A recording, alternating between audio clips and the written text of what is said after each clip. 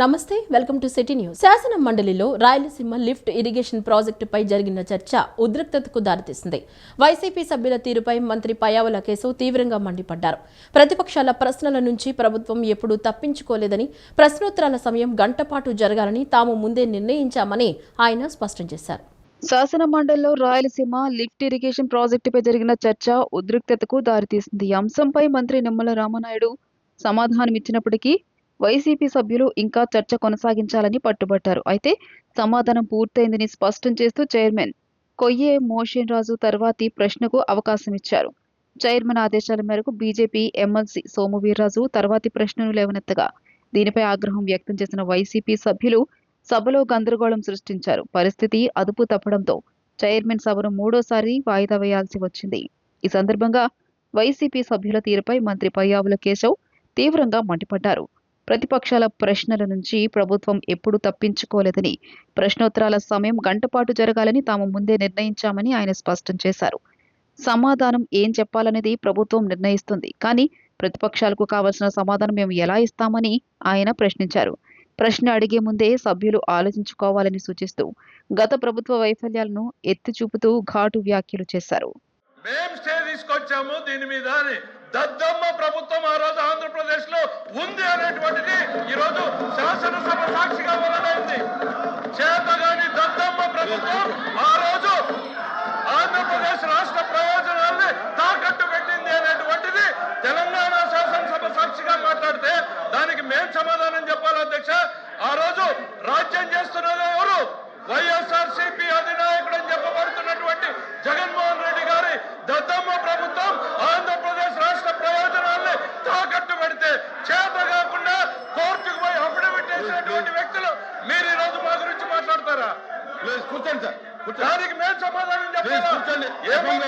మీరు ఉండాలి కానీ 10 రోజులు వైలేషన్ జరిగింది అధ్యక్ష. ఎటువైపు నుంచి జరిగింది అధ్యక్ష? అటువైపు నుంచే జరిగింది తప్ప మేము బాధ్యతాయుతంగా ఓపికగా ప్రతి ప్రశ్నకి సమాధానం చెప్తూనే ఉన్నాం అధ్యక్ష.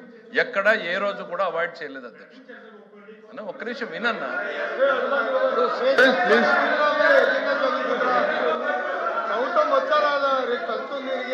ఒక్క నిమిషం సరే మాట్లాడుకోండి. మీరు చైర్మన్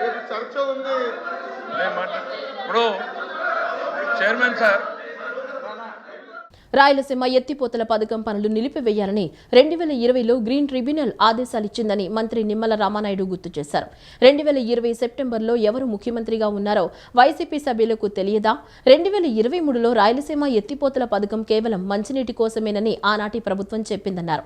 2020లోనే ఆనాటి ప్రభుత్వం ఎత్తిపోతల పథకం పనులు నిలిపివేసి చంద్రబాబు నాయుడుపై నెపం వేయడం ఏమిటి అని నిమ్మల నిలదీశారు. రాయలసీమకు ఎవరు ద్రోహం చేశారో అందరికీ తెలుసునని మంత్రి నిమ్మల రామనాయుడు అన్నారు. శాసన మండలిలో ఆయన మాట్లాడుతూ రాయలసీమను కూటమి ప్రభుత్వం పట్టించుకోవడం లేదన్న వైసీపీ నేతల విమర్శలకు ధీటుగా బదులిచ్చారు. వైఎస్ఆర్సీపీ హయాంలో రాయలసీమ ప్రాంతంలో ఏ ప్రాజెక్టును పట్టించుకోలేదని విమర్శించారు. గోరకలు రిజర్వాయర్ కు ₹1 కూడా ఇవ్వని వైసీపీ నేతలు నేడు కూటమి ప్రభుత్వాన్ని విమర్శించడం విడ్డూరంగా ఉందన్నారు.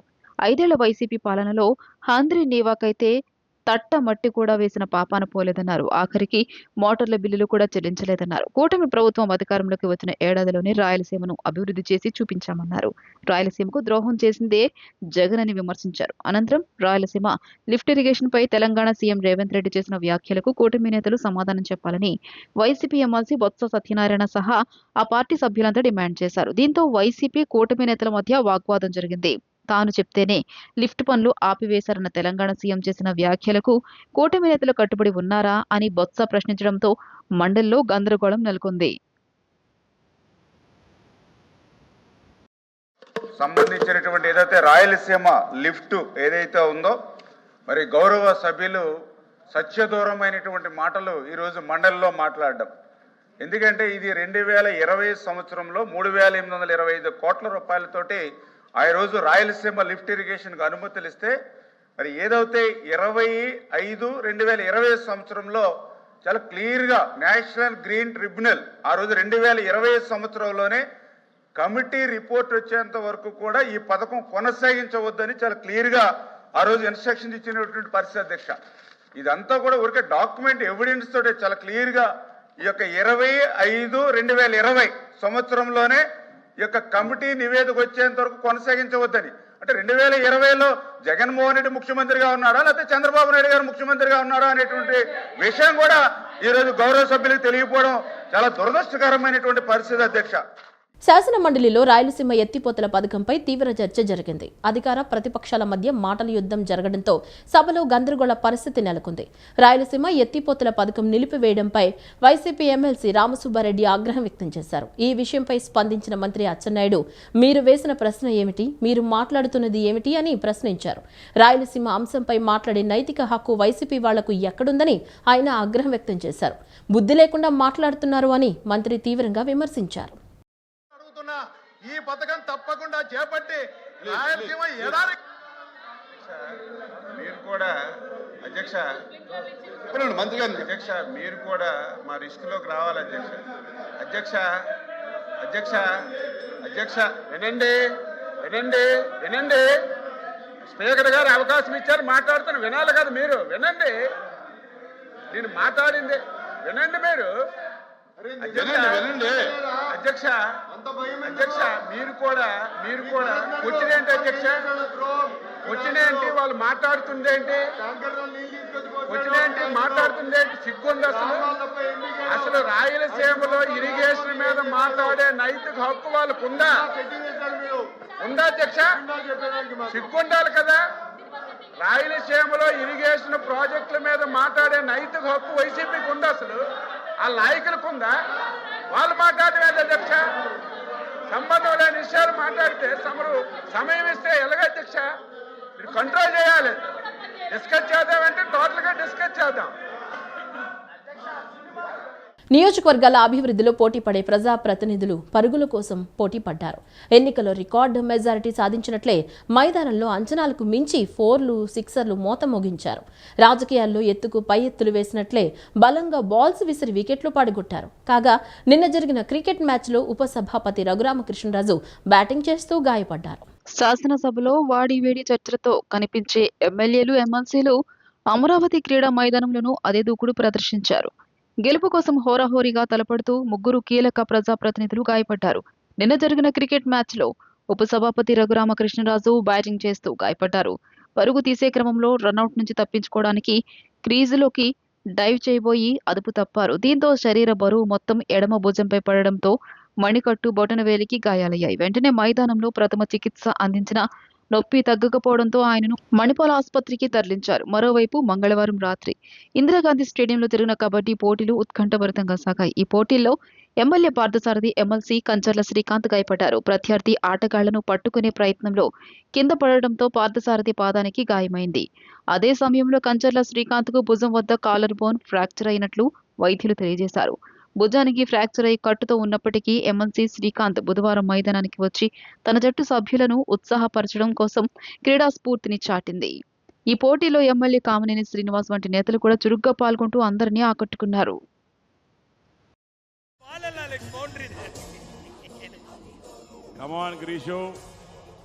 చక్కగా పరిగెత్తు. అరే బాల్ కొట్టి పై చూస్తావేంటి? పరిగెత్తు. ఇప్పుడన్నా పరిగెత్తు. గ్రీష్మ, నువ్వు ఆడేది సాకర్ కాదు, నువ్వు ఆడేది క్రికెట్ నాన్న తల్లి. ఇది ప్రాక్టీస్ కాదండి, మ్యాచ్ ఇది. వాళ్ళకి అర్థం కావట్లేదు. ఆవిడ కావాలి గ్రీష్మ గారు అవుట్ అవ్వాలని వాళ్ళు ప్లేయర్స్ కోరుకుంటున్నారండి. ప్లేయర్స్ కోరిక మేరకు ఇమ్దాపూర్ డైరీపై వైసీపీది అనవసర రాద్ధాంతమని మంత్రి కొలుసు పార్థసారథి అన్నారు. తిరుమల లడ్డూ తయారీలో వాడే నెయ్యి కల్తీ జరిగిందనే విషయం చిన్న పెద్ద అందరికీ తెలిసిపోయిందని అన్నారు. పామాయిల్, కెమికల్స్ వాడి నెయ్యిని అపవిత్రం చేసిన విషయం సిట్, సిబిఐ విచారణలో తేలిందని అన్నారు. ఇంత పాపం చేసినా భయం లేకుండా వైసీపీ నేతలు ఎదురుదాడి చేయడం దారుణమని మండిపడ్డారు. ముఖ్యమంత్రి నారా చంద్రబాబు నాయుడు నాయకత్వంలో రాష్ట్రం అభివృద్ధి పథంలో దూసుకుపోతుంటే ఆ విషయాన్ని తట్టుకోలేక వైఎస్ఆర్ కాంగ్రెస్ పార్టీ నాయకులు పనికట్టుకుని అబద్ధాలు ప్రచారం చేస్తున్నారని రాష్ట్ర గృహ నిర్మాణ, సమాచార, పౌర సంబంధాల శాఖ మంత్రి కొలుసు పార్థసారథి ధ్వజమెత్తారు. టీడీపీ కేంద్ర కార్యాలయంలో నిర్వహించిన మీడియా సమావేశంలో ఆయన మాట్లాడుతూ రాష్ట్రంలోకి లక్షల కోట్ల పెట్టుబడులు వస్తున్నాయన్నారు. గత ప్రభుత్వం నిర్లక్ష్యం చేసిన ఇరిగేషన్ ప్రాజెక్టులు నేడు పూర్తి కావస్తున్నాయని అన్నారు. రాజధాని లేని రాష్ట్రం అనే నిందను పోగొట్టి ప్రజలందరూ మెచ్చే రాజధానిని నిర్మిస్తుంటే ప్రజల దృష్టిని మరల్చడానికి సాక్షి టీవీ, పేపర్లను వాడుకుని వైసీపీ నాయకులు సిగ్గు లేకుండా అబద్ధాలు చెబుతున్నారని పేర్కొన్నారు. తిరుమల లడ్డు తయారీలో వాడే నెయ్యి కల్తీ జరిగిందనే విషయం చిన్న పెద్ద అందరికీ తెలిసిపోయిందని అన్నారు. పామాయిల్, కెమికల్స్ వాడి నెయ్యిని అపవిత్రం చేసిన విషయం సిట్, సిబిఐ విచారణలో తేలిందని అన్నారు. ఇంత పాపం చేసినా భయం లేకుండా వైసీపీ నేతలు ఎదురుదాడి చేయడం దారుణమని మండిపడ్డారు. జగన్మోహన్ రెడ్డికి, వారి ముఖ్య నాయకులకు హిందూ సాంప్రదాయాల మీద గాని, దేవుడి మీద గాని కనీస భక్తి లేకపోవడమే దీనికి కారణమని ఆరోపించారు. మీ దగ్గర నిజం ఉంటే, ప్రజాస్వామ్యం మీద నమ్మకం ఉంటే అసెంబ్లీకి వచ్చి చర్చించాలని సవాల్ చేశారు. వారి మాటలో నిజం లేదు కాబట్టి అసెంబ్లీకి రాకుండా తాడేపల్లి ప్యాలెస్ లో కూర్చుని ఎక్స్ ద్వారా, సొంత మీడియా ద్వారా విష ప్రచారం చేస్తున్నారని ఆరోపించారు. రాష్ట్రంలో జరుగుతున్న అభివృద్ధి, రాష్ట్రంలో చంద్రబాబు నాయుడు గారి నాయకత్వంలో ప్రజలకి అందుతున్న మంచి పరిపాలన, ఈ రాష్ట్రంలోకి వస్తున్న లక్షల కోట్ల పెట్టుబడులు కానివ్వండి, ఈ రాష్ట్రంలో గత ప్రభుత్వం నిర్వాహకం మూలంగా మూలన పడ్డ ఇరిగేషన్ ప్రాజెక్టులన్నీ కూడా పూర్తి కావస్తున్న దశ కానివ్వండి, గత ప్రభుత్వం చేతకానితనం మూలంగా రాష్ట్రానికి ఒక రాజధాని లేకుండా పోయిన పరిస్థితి నుంచి ప్రజలందరూ కూడా మెచ్చే రాజధాని పూర్తవుతున్న పరిస్థితుల్లో ప్రజల దృష్టిని మరల్చడానికి ఈ అభివృద్ధిని, కార్యక్రమాలన్నింటినీ కూడా చూసి తట్టుకోలేక ప్రజల దృష్టిని మరల్చడానికి వైసీపీ నాయకులు అబద్ధాలని మాదే పేపరు, మాదే టీవీ అనే ఉద్దేశంతో సాక్షి టీవీ ఛానల్స్ను ఉపయోగించుకుని అబద్ధాలు ప్రచారం చేయటం నిజంగా సిగ్గులేనితనం అని చెప్పేసి నేను భావిస్తా ఉన్నాను. క్రీడాకారులు, ఎన్సీసీ అభ్యర్థులకు ఉద్యోగ నియామకాల్లో రిజర్వేషన్లపై ఎమ్మెల్యే కన్నా లక్ష్మీనారాయణ అసెంబ్లీలో ప్రశ్నించారు. దీనిపై మంత్రి మండిపల్లి రాంప్రసాద్ రెడ్డి సమాధానమిస్తూ క్రీడాకారులకు 3% రిజర్వేషన్ ఉందని వివరించారు. డిఎస్సీ నియామకాల్లో రాత పరీక్షలతో సంబంధం లేకుండా క్రీడా నైపుణ్యాల మేరకు 426 మందికి ఉద్యోగాలు ఇచ్చామని చెప్పారు. అసెంబ్లీ సమావేశాలు 11వ రోజు ప్రారంభమయ్యాయి. ప్రస్తుతం శాసనసభలో ప్రశ్నోత్తరాలు కొనసాగుతున్నాయి. రాష్ట్రంలో వివిధ సమస్యలపై సభ్యులు అడిగిన ప్రశ్నలకు మంత్రులు సమాధానాలిచ్చారు. ఈ సందర్భంగా క్రీడాకారులు, ఎన్సీసీ అభ్యర్థులకు ఉద్యోగ నియామకాల్లో రిజర్వేషన్లపై ఎమ్మెల్యే కన్నా లక్ష్మీనారాయణ ప్రశ్నించారు. క్రీడాకారులు జాతీయ స్థాయిలోకి చేరుకోవాలంటే తీవ్రంగా శ్రమించాల్సి ఉంటుందని, అలాంటి క్రీడాకారులు ఉద్యోగాలకు సంబంధించి రాత పరీక్షలో పోటీ పడలేకపోతున్నారని తెలియజేశారు. రాత పరీక్షకు సిద్ధమయ్యేందుకు వారికి సమయం ఉండదని కన్నా లక్ష్మీనారాయణ తెలియజేశారు. దీనిపై మంత్రి మండిపల్లి రాంప్రసాద్ రెడ్డి సమాధానమిస్తూ క్రీడాకారులకు 3% రిజర్వేషన్ ఉందని వివరించారు. డిఎస్సీ నియామకాల్లో రాత పరీక్షతో సంబంధం లేకుండా క్రీడా నైపుణ్యాల మేరకు 426 మందికి ఉద్యోగాలు ఇచ్చామని చెప్పారు. మిగతా నియామకాల్లో కూడా ఈ విధానాన్ని అమలు చేసే విషయాన్ని పరిశీలిస్తున్నామని మంత్రి మండిపల్లి రాంప్రసాద్ రెడ్డి పేర్కొన్నారు. కన్నా లక్ష్మీనారాయణ గారు చెప్పినట్టు అధ్యక్ష, ఎవడైతే క్రీడాకారులు 5-6 గంటలు రోజు ప్రాక్టీస్ చేస్తారో అలాంటి వాళ్లకు ఏదైతే మనం దీంట్లో అవకాశాలు కల్పించాలో అది మా పరిగణలోకి తీసుకొని గౌరవ ముఖ్యమంత్రి గారితో చర్చించడం జరుగుతుంది అధ్యక్ష. అలాగే ముఖ్యంగా వారు అడిగిన ప్రశ్నలకు ఎన్సీసీ క్యాడెట్లు కాలేజీ సీట్లలో మాత్రమే రిజర్వేషన్ ఉంది అధ్యక్ష, ఉద్యోగ అవకాశాలు లేదు. మన ప్రభుత్వం ఏర్పాటైన తర్వాత 3% ఏదైతే క్రీడా కోటా ఇచ్చామో దాని ద్వారా మొట్టమొదటి డిఎస్సి మనం కండక్ట్ చేసిన దాంట్లో 16,347 పోస్టులకు 421 పోస్టులు క్రీడల్లో ఎవరైతే నైపుణ్యం చెందినారో వాళ్ళందరికీ జాబ్స్ రావడం జరిగింది అధ్యక్ష. అది కూడా రాత పరీక్షల్లో సంబంధం లేకుండా వారి యొక్క క్రీడా అర్హతను బట్టే ఈ అవకాశాలు కల్పించడం జరిగింది అధ్యక్ష. అలాగే పోలీసు, ఎక్సైజ్, ఫారెస్ట్ ఉద్యోగాల్లో ఎన్సీసీకి కోటా లేదు అధ్యక్ష. కేవలం ఉద్యోగ అవకాశాల్లో కాకుండా కాలేజ్ సీట్లలో మాత్రమే ఉందని తెలియజేసుకుంటున్నా అధ్యక్ష. గౌరవ సభ్యులు చెప్పిన దాని విధంగానే రేపు రాబోయే కాలంలో కూడా ఈ అవకాశాన్ని పరిశీలించే విధంగా చర్యలు తీసుకుంటామని తెలియజేసుకుంటున్నా అధ్యక్ష. ఎస్సీ, ఎస్టీ పారిశ్రామికవేత్తలకు అవకాశాలపై ఎమ్మెల్యే ఐతాబత్తుల ఆనందరావు సభలో ప్రశ్న లేవనెత్తారు. దీనిపై సమాధానమిచ్చిన మంత్రి టీజీ భరత్ 2019-24 మధ్య 5 ఏళ్లలో ఎస్సీ, ఎస్టీలకు 1005 ల్యాండ్ అలాట్మెంట్లు ఇచ్చామని గుర్తు చేస్తూ ప్రస్తుత ప్రభుత్వం వచ్చాక 751 అలాట్మెంట్లు ఇచ్చినట్లు తెలిపారు. ముఖ్యమంత్రి ఆదేశాల మేరకు ఎస్ట్రో అకౌంట్ తీసుకొచ్చి డైరెక్ట్గా అకౌంట్లో రిఫ్లెక్ట్ అయ్యేలా ప్లాన్ చేశామన్నారు. ఎస్సీ ఎస్టీ పారిశ్రామికవేత్తలకు అవకాశాలపై ఎమ్మెల్యే ఐతబత్తుల ఆనందరావు సభలో ప్రశ్న లేవనెత్తారు. దీనిపై సమాధానమిచ్చిన మంత్రి టీజీ భరత్ 2019-24 మధ్య 5 ఏళ్లలో ఎస్సీ ఎస్టీలకు 1005 ల్యాండ్ అలాట్మెంట్లు ఇచ్చామని గుర్తు చేస్తూ ప్రస్తుత ప్రభుత్వం వచ్చాక 751 అలాట్మెంట్లు ఇచ్చినట్లు తెలియజేశారు. ఎస్సీ ఎస్టీలు డిపిఆర్ ప్రకారం 1274 కోట్ల రూపాయలతో 751 లొకేషన్లలో పెట్టుబడులు పెడుతున్నారని తెలిపారు. దీంతో 17,000 మందికి ఉద్యోగావకాశాలు రానున్నాయని చెప్పారు. ల్యాండ్కు సంబంధించి 37 కోట్ల రూపాయల రిబేటు ఇచ్చామని, అన్ని కేటగిరీల్లో ఎస్సీ ఎస్టీలకు ప్రాధాన్యం ఇస్తున్నామని మంత్రి వివరించారు. ప్రభుత్వం వచ్చాక ఎస్సీ ఎస్టీలకు పెనాల్టీ లేకుండా సమయం పెంచామని మంత్రి అన్నారు. 217 కోట్ల రూపాయలు ఇవ్వడంతో పాటు 2,000 కోట్ల రూపాయల ఇన్సెంటివ్లు ఇచ్చామని తెలిపారు. ముఖ్యమంత్రి ఆదేశాల మేరకు ఎస్క్రో అకౌంట్ తీసుకొచ్చి డైరెక్ట్గా అకౌంట్లో రిఫ్లెక్ట్ అయ్యేలా ప్లాన్ చేశామన్నారు.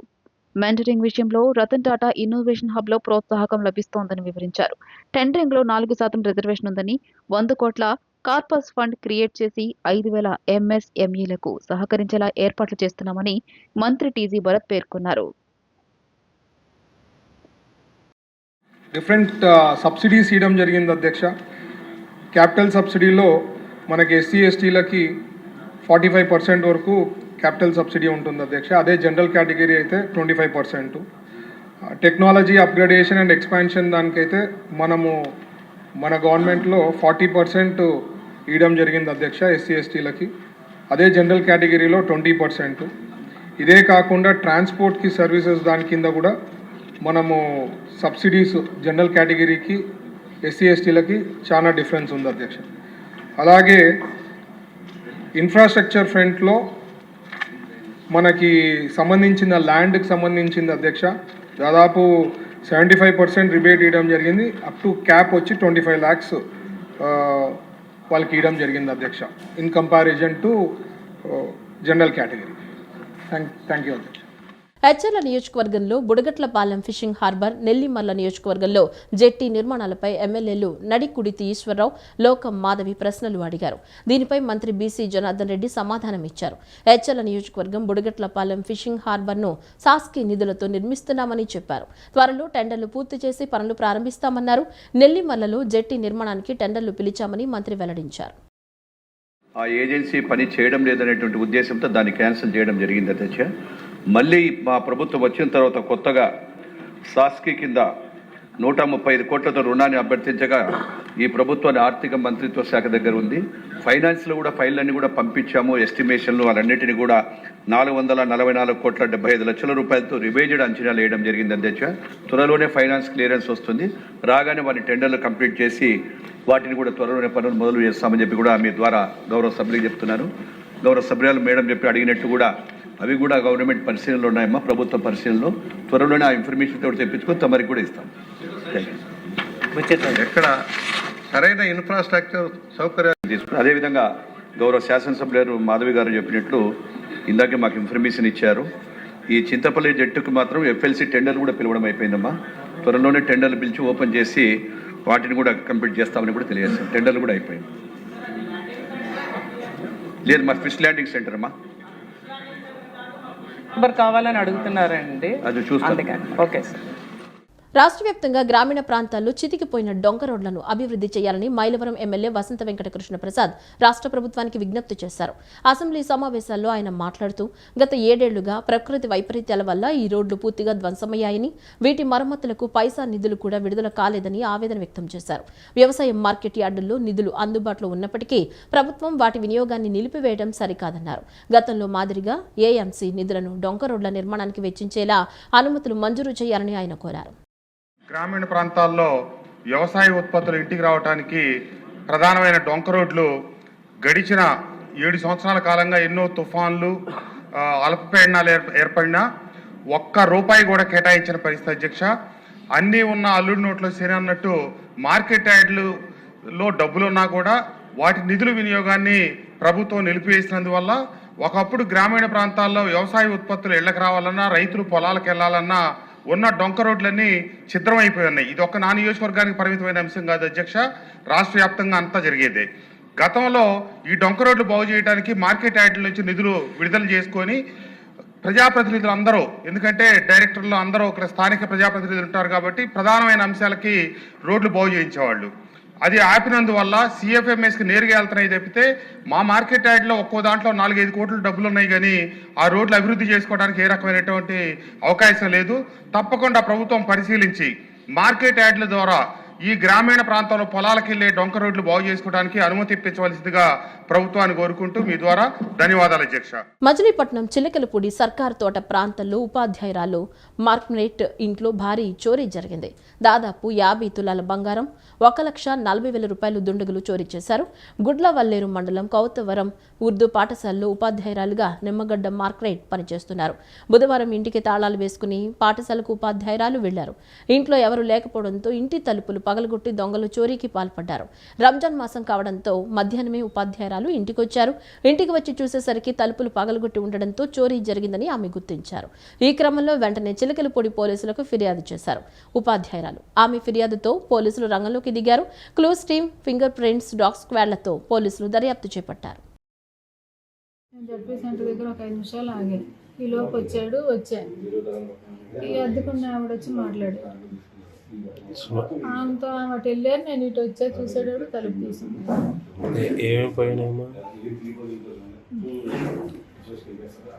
గోల్డ్ అంతా ఇంకా పూర్తిగా ఇంకా ఎత్తలేదండి. బీరువా ఎత్తుకాం, బీరువాలో పెట్టినవి లేవు. క్యాష్ సుమారుగా ఎంత పోయి ఉంటాయి? సుమారుగా పాప గోల్డ్ ఇక్కడే పెట్టిందండి. ఎంత ఉంటుందండి అది గోల్డ్? పాపే 35 కాసులు ఉంటాయండి. నా 15-20 కాసులు, 50 వరకు ఉంటుందండి. డబ్బులు ఏమైనా పోయినాయండి? డబ్బులు కూడా ఉన్నాయండి. 1,30,000, 1,40,000. చర్చి డబ్బులు కూడా 1 రోజు 2 రోజులైంది. 25,000 రప్పించి చర్చి డబ్బులు కూడా తీసుకొచ్చి పెట్టారు. ఈ వార్తలు ఇంతటితో సమాప్తం. నమస్కారం.